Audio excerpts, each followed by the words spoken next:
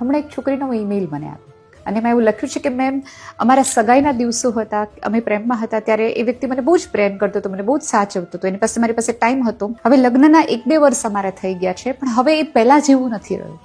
પહેલા એ મને ખુશ કરવા માટે બહુ બધું કરતો, પણ હવે એની પાસે સમય જ નથી. પછી મેં એ સ્ત્રીને કહ્યું, પહેલા તે તને ઇમ્પ્રેસ કરવા માટે પ્રયાસ કરતો હતો, હવે એ તને સિક્યોર કરવા માટેના એફર્ટ્સ કરે છે, થાકી જાય છે ત્યાં સુધી કામ કરે છે.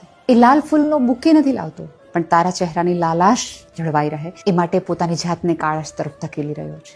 તો મને કે મેં પણ એનો પ્રેમ ફીલ નથી કરી શકતી. હવે મને આમ લાગતું નથી કે મારી માટે કશું કરી રહ્યો હોય અથવા મને એમ લાગે છે કે હજી મને પ્રેમ કરે છે.